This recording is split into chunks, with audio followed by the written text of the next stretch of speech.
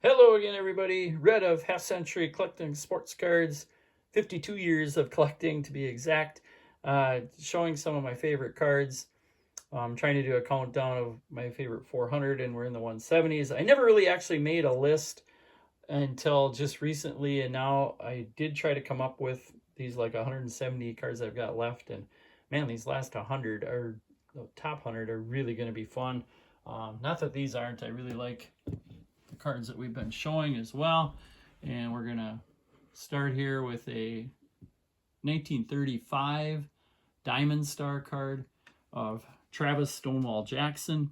Now, Travis is one of those guys that if he were elected to the Hall of Fame today, there would probably be a lot of grumbling. But he was an excellent fielding shortstop and a really solid hitter for a really good New York Giants team for 15 seasons, 1922 to 1936. He was a top MVP, top 25 MVP getter 8 different times. He led the league in defensive WAR 3 times, but he didn't start out that way as a really good defender. In fact, in 1922, his last year in the minors, he made 77 errors. But manager of the Giants, John McGraw, saw Jackson and really liked his smoothness, and then he made a lot of really tough plays. So he brought him up the end of that year, and then in 1923, he traded away his starting shortstop, Dave Bancroft, who himself became a Hall of Famer, so that Travis would have a spot in the starting lineup. Now, in 24, his first real full season, he did make a big error in Game 7 of the World Series, a game that they lost to the Washington Senators. But in the heart of his career, there was no better defender than Stonewall Jackson. Now, he retired with 135 homers, 929 ribbies, 291 average, and 44.2 career WAR. All right, next we are going to show a 1951 Bowman football card of Tom Fears. Now, after the Packers' Don Hutson, who preceded him in the mid-30s, early 40s, Tom Fears became the NFL's preeminent wide receiver. First year was 1948 with the Rams, who he spent his entire career with. And by his second year, he broke the NFL record by catching 77 passes. In 1950, his third year, in the year that this card covers and talks about on the back, he caught 84 passes, breaking his own record that he had set the year before. You can see there 1,113 yards, and that's in a 12-game season. So quite an early career, and then good rest of his career for Mr. Tom Fears. Now, he was actually NFL's first Mexican-American player. He was born in the hometown of his mother, Guadalajara, Mexico. His father was from the U.S., and at age 6, they moved to Los Angeles. And then during World War II, he actually trained to be a fighter pilot because he wanted to rescue his dad, who was stuck in a Japanese prison camp. But instead, the military shipped him to Colorado Springs, and there he played on a service football team. After the war, he went to UCLA, where he starred, and then on to the Rams. So a lot of his career in Los Angeles.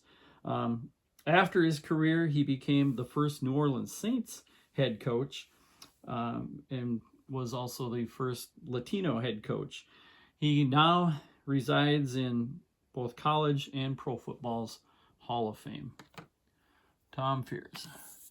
All right, next we have got a card that I just think is really cool. Let me get that glare off of there. And this is a 1969 Top Super of Carlos Skremski. I've gone through the Top Super set, so you've seen this once before, just going through that whole set. But this is a card that I just think is just really cool. This PSA thought so too.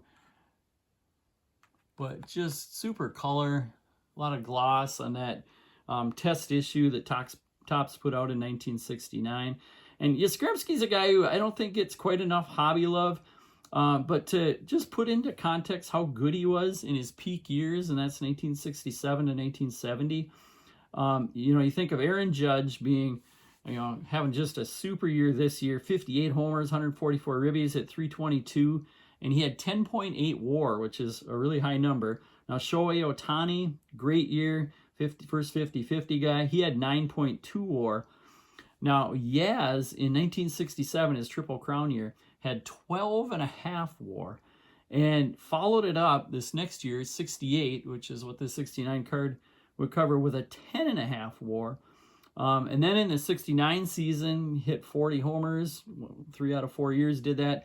And then again in 1970, led the league in WAR with 9.5. So 3 out of 4 years led the league in WAR. He was just a complete player. He just happened to do a lot of that in a pitcher's era. So the numbers themselves, though they're really good, maybe don't pop as much. But just a really cool looking card, I think, of Carl Yastrzemski. All right, next we are going to go with, and I should have taken this card out of the holder, but maybe I will do that, of a 54 Bowman. This is of Hoyt Wilhelm. Get rid of some of that glare. Now Wilhelm, for somebody who didn't start pitching in the majors till he was almost 30, ended up with quite a career. His rookie season was 1952, and then he pitched 21 years, with his last card being in 1972, 72 tops, when he was almost 50 years old. Now he's the first player ever to pitch in over 1,000 games, through 1,070 games. 52 of them he started, and the only year he was a starter, 1959, that year he ended up with a 15-11 record through 226 innings and led the league with a 2.19 ERA. But it was his knuckleball that, you know, kept him going till his late 40s, and in his early 40s he had 5 straight years there with ERAs in the ones, which I think is pretty incredible for a guy doing that all in his 40s. In his career, he had 228 saves, a 2.52 ERA, and he threw over 2,000 innings, and most of that in relief. There you can see the back of his 54 Bowman card. I don't have his first cards of 52 tops, which I still need to complete my set.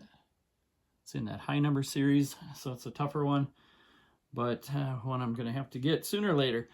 All right, now my last card of the day is, even though I've been doing all my top cards as really vintage cards, I wouldn't call this that, though it is 41 years old, which was my senior year of high school, 1983. And this is Topps Tony Gwynn. And the reason I got to put Gwynn in there, because I've just always really liked this card, and I've liked Tony Gwynn. He was in my top 10 all-time right fielders. He's got the highest batting average of anyone who started his career after World War II, and that is a .338 average. And amazingly, the guy who is second, who just percentage points ahead of Rod Carew, is also a rookie in this 1983 set. Wade Boggs, who had a .328 lifetime average. Rod Carew had that same average, but Boggs beat him by percentage points. And also in that 83 rookie set, you've got a Ryan Sandberg, and in the traded, you've got a Darryl Strawberry. So pretty good class of rookies there. And Gwynn and Boggs, I like just because they played a lot the way I did. I definitely didn't play to that level, but being a left-handed hitter, hitting a lot of balls the other way, and Gwynn probably more than Boggs, like me in the fact that he didn't walk as much. But we'll close that out with the Tony Gwynn. So that is the cards for today, with a last look at last time's cards. Thanks a lot for watching, guys. We will see you again next time.